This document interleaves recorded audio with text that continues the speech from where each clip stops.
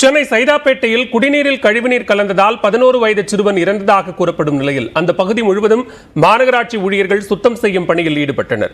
சென்னை சைதாப்பேட்டை பகுதியில் குடிநீர் தொட்டியில் கழிவுநீர் கலந்ததால் அதனை அருந்திய 11 வயது சிறுவன் உயிரிழந்ததாக குற்றச்சாட்டு எழுந்துள்ளது. இதனையடுத்து சைதாப்பேட்டை பகுதி முழுவதும் சென்னை பெருநகர மாநகராட்சி ஊழியர்கள் சுத்தம் செய்யும் பணியில் ஈடுபட்டு வருகின்றனர். குறிப்பாக அபிட் காலனி பிரதான சாலையில் உள்ள தண்ணீர் தொட்டியை தலைகீழாக கவிழ்த்து மாநகராட்சி ஊழியர்கள் அதனை சுத்தம் செய்தனர். பிரதான சாலை முழுவதும் ப்ளீச்சிங் பவுடர் தெளித்தும் கொசு மருந்து அடித்தும் சுத்தம் செய்தனர். மேலும் சென்னை குடிநீர் வாரியம் மூலமாக அந்த பகுதி வாசிகளுக்கு தண்ணீர் வழங்கப்பட்டுள்ளது. ஆனால் அந்த தண்ணீர் பழுப்பு நிறத்தில் இருப்பதால் அதனை தாங்கள் பயன்படுத்த மாட்டோம் என்று அப்பகுதி மக்கள் தெரிவித்துள்ளனர். தங்களுக்கு சுத்தமான குடிநீர் வழங்க வேண்டும் என்றும் அவர்கள் கோரிக்கை விடுத்துள்ளனர்.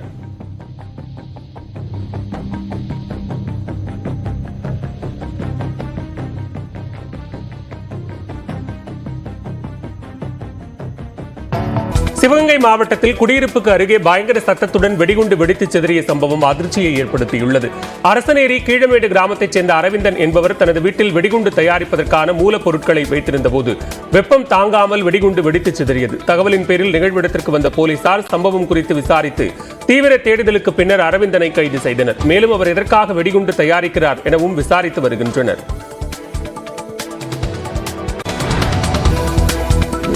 திருச்சி காந்தி மார்க்கெட்டில் 3000 கிலோ ரசாயன மாம்பழங்கள் பறிமுதல் செய்யப்பட்டன. ரசாயனம் மூலம் பழங்கள் பழுக்க வைக்கப்படுவதாக உணவு பாதுகாப்புத்துறை அதிகாரிகளுக்கு கிடைத்த தகவலை அடுத்து திடீர் ஆய்வு மேற்கொள்ளப்பட்டது. இதில் 3 பழமண்டிகளில் இருந்து 3000 கிலோ ரசாயனம் மூலம் பழுக்க வைக்கப்பட்ட மாம்பழங்கள் பறிமுதல் செய்யப்பட்டன. பழங்களை கெமிக்கல் கொண்டு பழுக்க வைத்ததால் கடுமையான நடவடிக்கை எடுக்கப்படும் என்று உணவு பாதுகாப்புத்துறை அதிகாரிகள் எச்சரித்தனர். கள்ளக்குறிச்சி மாவட்டம் சின்னசேலத்தில் மாணவர்களை ஏன் குப்பை அள்ள வைத்தீர்கள் என்று கேள்வி எழுப்பிய இளைஞர் தாக்கப்பட்டதாக புகார் எழுந்துள்ளது. பைத்தன்துறை கிராமத்தில் உள்ள அரசு பள்ளியில் பயிலும் மாணவர்களை அதே பள்ளியைச் சேர்ந்த ஆசிரியர்கள் குப்பைகளை அள்ளச் சொன்னதாக தெரிகிறது. இதனை அறிந்த அதே பகுதியைச் சேர்ந்த இளைஞர் தீனதயாளன் ஆசிரியரிடம் இதுகுறித்து கேள்வி எழுப்பியுள்ளார். இந்த விவகாரம் குறித்து அறிந்த பைத்தம்துறை ஊராட்சி மன்ற தலைவரின் கணவர் முத்துசாமி இளைஞர் தீனதயாளனையும் அவரது மளிகை கடையையும் அடித்து உடைத்து சேதப்படுத்தியுள்ளனர். இது தொடர்பான சிசிடிவி காட்சி வெளியாகியுள்ளது. கன்னியாகுமரி மாவட்டத்திலிருந்து மார்த்தாண்டம் நோக்கி சென்ற அரசு பேருந்து ஒன்று தாறுமாறாக சாலையில் ஓடியதால் பரபரப்பு ஏற்பட்டது. அரசு பேருந்து குழித்துறை சந்திப்பு பகுதியில் வந்தபோது பின் சக்கரத்தின் போல்டு நட்டுகள் தானாக கழன்றதாக தெரிகிறது. இதனால் கட்டுப்பாட்டை இழந்த பேருந்து சாலையில் தாறுமாறாக ஓடிய நிலையில் ஓட்டுநர் துரிதமாக செயல்பட்டு பேருந்தை சாலையின் ஓரத்தில் பாதுகாப்பாக நிறுத்தினார். இதனால் பெரும் விபத்து தவிர்க்கப்பட்டது. திருவாரூர் மாவட்டம் கூத்தநல்லூர் அருகே கோயில் திருவிழாவையொட்டி பிளக்ஸ் போர்டு வைத்த பள்ளி சிறுவன் மின்சாரம் பாய்ந்து உயிரிழந்தார். அங்குள்ள மாரியம்மன் கோவிலில் நடைபெற்ற ஆனி மாத திருவிழாவையொட்டி அதே பகுதியைச் சேர்ந்த 10ஆம் வகுப்பு படித்த மாணவர் மதன்ராஜ் மற்றும் அவருடைய நண்பர்கள் சேர்ந்து பிளக்ஸ் போர்டு வைத்துள்ளனர். முன்னதாக போர்டு வைக்கும் போது மேலே சென்ற மின்கம்பி உரசியதில் மாணவர் மதன்ராஜ் மின்சாரம் பாய்ந்து பலியானார். இதேபோன்று அவரது நண்பர்கள் லேசான காயங்களுடன் மருத்துவமனையில் சிகிச்சை பெற்று வருகின்றனர். கோவையில் பேருந்து ஸ்டியரிங் பழுதடைந்துள்ள வீடியோ காட்சி இணையத்தில் வைரலாகி வருகிறது. கோவை மேட்டுப்பாளையம் செல்லும் அரசு பேருந்து ஒன்றின் ஸ்டியரிங் பழுதடைந்த வீடியோ வெளியான நிலையில் பராமரிப்பு பணிகள் மேற்கொள்ள தொழில்நுட்ப பணியாளர்கள் மற்றும் உதவி பொறியாளர்கள் தற்காலிகமாக பணியிடை நீக்கம் செய்யப்பட்டுள்ளனர். மேலும் அந்த பேருந்தின் பழுது சரி செய்யப்பட்டு மீண்டும் இயக்கப்பட்டது.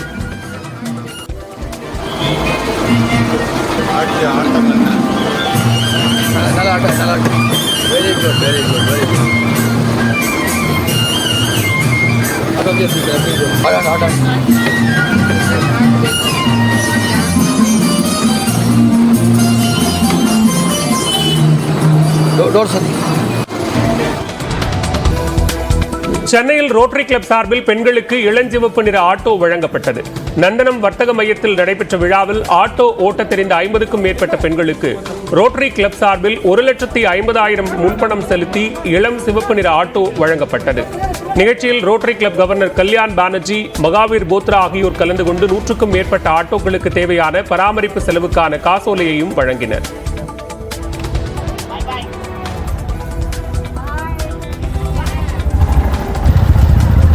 எல்லோரும் நினைக்கிறது என்ன அப்படின்னா, ஒரு பெண்ணோ ஒரு திருநங்கை பெண்ணோ ஆட்டோ ஓட்டுறப்ப அவங்களுடைய வீட்டில் இருக்கிற பெண்களுக்கு மிகவும் பாதுகாப்பான சூழல்ல தான் அவங்க பயணிக்கிறாங்க அப்படின்றத அவங்க உணர்த்துறாங்க அப்படின்றது என்னால் புரியும். சுற்றுச்சூழலை பாதுகாக்க வலியுறுத்தி சென்னை பள்ளிக்கரணையில் நடைபெற்ற வாக்கத்தானில் பள்ளி கல்லூரி மாணவர்கள் 1000க்கும் மேற்பட்டோர் பங்கேற்றனர். உலகம் வெப்பமயமாதலை தடுப்போம், நெகிழி உபயோகம் தவிர்ப்போம் உள்ளிட்ட வாசகங்கள் அடங்கிய பதாகைகளை கையில் ஏந்தியவாறு பொதுமக்களிடையே விழிப்புணர்வு ஏற்படுத்தும் வகையில் வாக்கத்தான் சென்றனர்.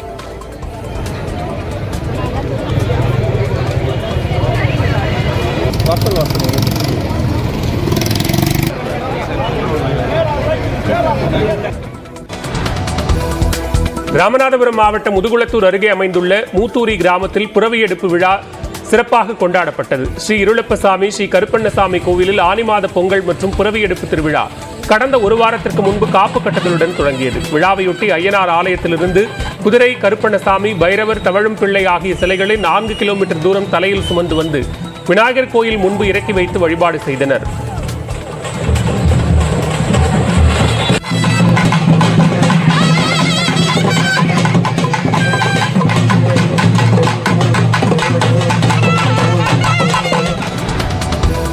மயிலாடுதுறை மாவட்டம் செம்பனார் கோவில் அருகே நிகழ்ந்த சாலை விபத்தில் லாரி ஓட்டுநர் உயிரிழந்தார்.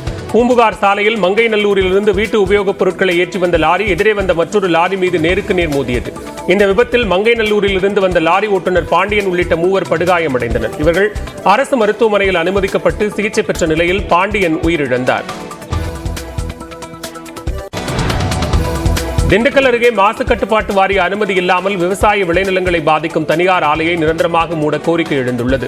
காட்டுப்பட்டி பகுதியைச் சேர்ந்த சிவமுருகன் என்பவருக்கு சொந்தமான விவசாய நிலத்திற்கு அருகே வெள்ளரி ஆலை இயங்கி வருகிறது. ஆலையிலிருந்து வரக்கூடிய கழிவுநீர் சுத்திகரிக்கப்படாமல் தற்போது விவசாய நிலங்களில் விடப்படுவதாக கூறப்படுகிறது. இதனால் விவசாய நிலங்களும் நிலத்தடி நீர்மட்டமும் பாதிப்பதாக குற்றச்சாட்டு எழுந்துள்ளது. எனவே ஆலையை நிரந்தரமாக மூட வேண்டும் என்று விவசாயிகள் வலியுறுத்துகின்றனர்.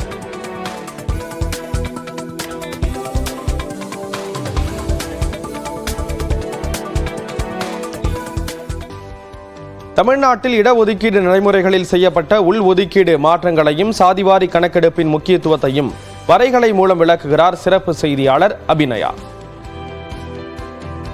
சாதிவாரி கணக்கெடுப்பு நடத்துறதுக்கான அதிகமான கோரிக்கைகள் இப்போ எழுந்துட்டு இருக்கு. தமிழ்நாடு அரசு தரப்புல இருந்தும் இதற்கான கோரிக்கை பாமக வன்னியர்களுக்கான இடஒதுக்கீடு வழங்கணும் என்ற அடிப்படையில் இதை நடத்தணும்ன்ற கோரிக்கையை முன்வைக்கிறாங்க. தமிழ்நாட்டில் இடஒதுக்கீடு நடைமுறை ஒவ்வொரு வருஷமாக அது எப்படி தகவமைத்து வந்திருக்கு அப்படின்றத நம்ம புரிஞ்சுக்க வேண்டியிருக்கு. இந்த விஷயத்த முழுமையா புரிஞ்சுக்கணும் அப்படின்னா அப்போ 1951 அதாவது 71க்கு முன்னாடி தமிழ்நாட்டில் இருந்த இடஒதுக்கீடு நடைமுறை இதுதான். பொது பிரிவினருக்கான இடங்களாக 59% இருந்தது. இடஒதுக்கீட்டு பிரிவினருக்கு மொத்தமாக 41%, அதுல ஓபிசி பிரிவினருக்கு என்று 25%, எஸ்சி எஸ்டி பிரிவினருக்கு 16% இடஒதுக்கீடாக இருந்தது. அதற்கு பிறகு 1971 பிசி ஓபிசி பிரிவினருக்கான இடஒதுக்கீடு 25%இருந்து 31% அதிகரிக்கப்பட்டது. அதே மாதிரி எஸ்சி எஸ்டி பிரிவினருக்கான இடஒதுக்கீடு 18% அதிகரிக்கப்பட்டது. இது சட்டநாதன் கமிட்டியின் அடிப்படையில் இந்த இடஒதுக்கீடு அதிகரிப்பு என்பது வழங்கப்பட்டது. இதனால மொத்தமாக 49% அதிகரிச்சது. 1980 தான் அது 68% ஆனது. அது ஏன் அப்படின்னா ஓபிசி பிரிவினருக்கான அந்த இடஒதுக்கீடு என்பது 50% உயர்த்தப்பட்டது. எஸ்சி எஸ்டி பிரிவினருக்கு அப்படியே தான் இருந்தது.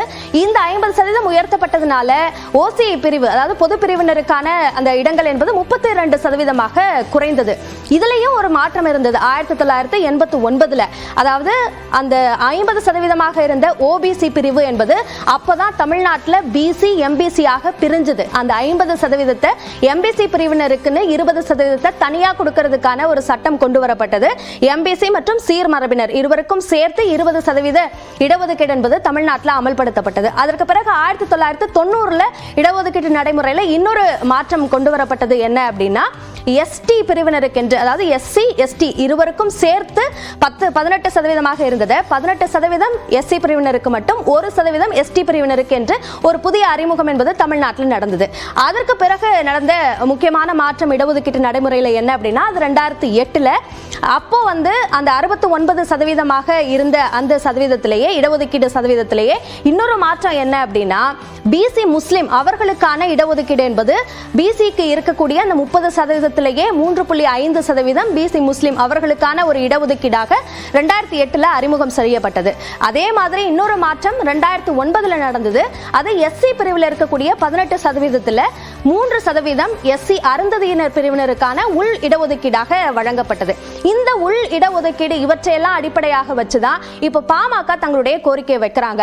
அது என்ன அப்படின்னா, இந்த சாதிவாரி கணக்கெடுப்பு நடத்துறதன் மூலமாக அந்த புள்ளி விவரங்களின் அடிப்படையில் வன்னியர்களுக்கான 10.5% இடஒதுக்கீடு மாநில அரசே கொண்டு வர முடியும்.